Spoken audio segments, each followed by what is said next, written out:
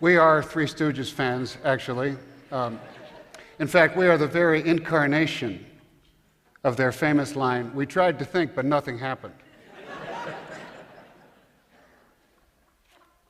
10 years ago, when we began working together, we did what many interfaith groups do. We shared with each other from the wisdom of our spiritual traditions. Let's try again.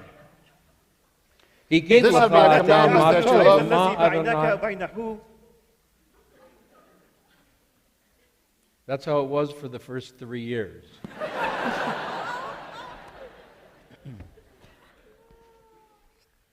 The passage I was reading was from the prophet Micah, calling us to act justly, to love kindness, and to walk with integrity. The passage I was reading is from the Gospel according to John, where Jesus is instructing his followers on the meaning of unconditional love. And the verse from the Quran says, repel evil with something which is better, so that your enemy becomes your intimate friend. So you see, beautiful words from each of our traditions. But the problem is, we're all stuck in patterns of behavior. Here's our favorite teaching story. The mullah goes to work, lunchtime opens his lunch pail box, and what does he find? A cheese sandwich. Second day, third day, fourth day, another cheese sandwich. He says, I hate these cheese sandwiches. Finally, his puzzled co-workers say, Mullah, why don't you go home and say to your wife, please, make me a different kind of sandwich? The mullah says, I'm not married. Who makes them? I do.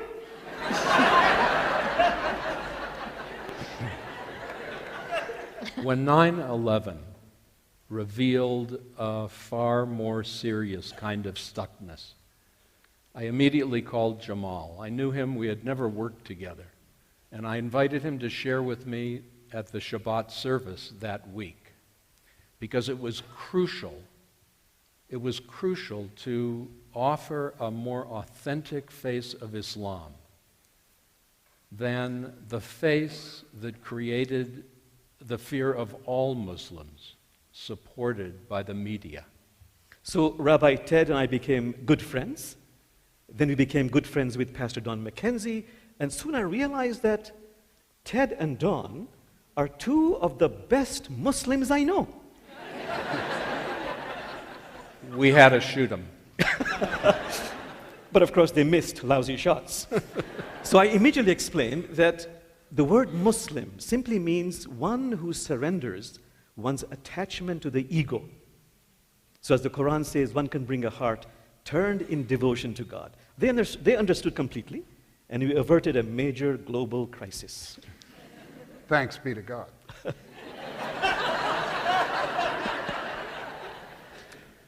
We marked the first anniversary of 9/11 with an event at my church, and after it was over and we were debriefing, the three of us looked at each other and said, we can't stop now. And our work has evolved with a framework that contains the idea that true interfaith dialogue can lead to effective collaboration on the moral issues facing our world today. People have asked us, why is interfaith dialogue so difficult? And one of the reasons we suspect has to do with the confusion between the particular and the universal. Every authentic spiritual path is an avenue to a shared universal. But that universal is far greater than any particular path. And when the particular path assumes that it owns the universal, when a Jew says, we are the only chosen people, when the Christian says, the only way to God is through Jesus, when the Muslim says, the Jews and Christians got it wrong and we finally got it right, we're in for serious global difficulties. Spirituality is inclusive. Spirituality points to the absolute interconnectedness of all being. In interfaith dialogue, we are able to share with each other the beautiful teachings in our traditions focused on oneness and unconditional love and compassion. But if we are to truly engage, we must share as well those areas that have been the taboos, the areas in each of our own traditions which are inconsistent with those core teachings. Inconsistencies like exclusivity, violence, inequality of men and women, and homophobia. Especially exclusivity.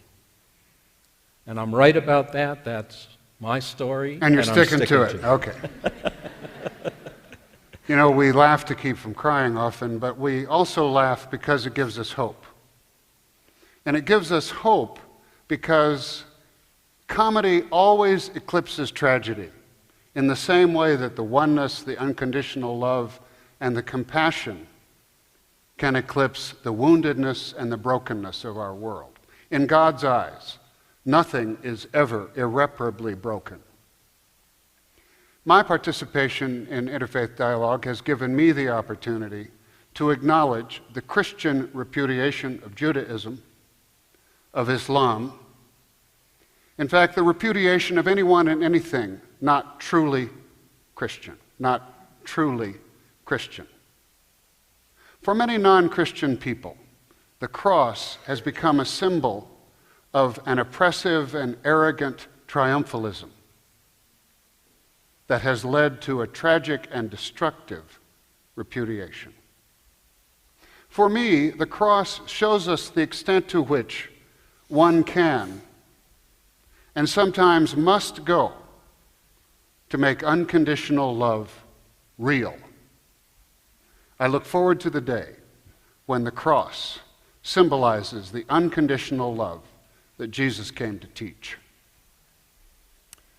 In some very remarkable verses, the Quran says that if Allah wanted, Allah could have made all of us, all of humanity, one single community. But out of a divine design, God chose to create diversity so that, as the Quran says, you might get to know the other. Can you get to know the other on a human level? Not to change the other, but simply to connect heart to heart. This is a very critical verse.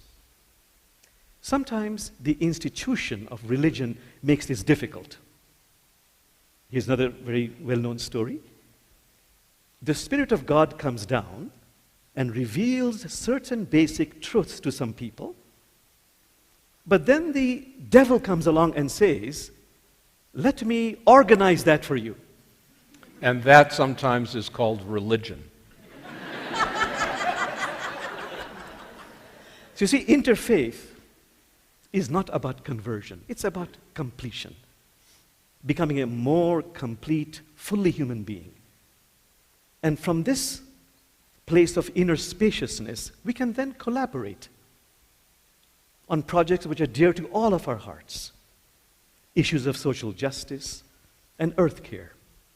That is why this beloved 13th century sage, Rumi, says, in fact he uttered, "Oh God, you have created this I, you, we, they, to play the game of adoration with yourself. Let's play this game of adoration." Our theme song contains words in Arabic, Hebrew, and English. Bismillahirrahmanirrahim. Bismillahirrahmanirrahim. La ilaha illallahu. La ilaha illallahu. Adonai hu ha Elohim hu. Adonai hu ha Elohim hu. It's all one and I am as I am. It's all one, and I am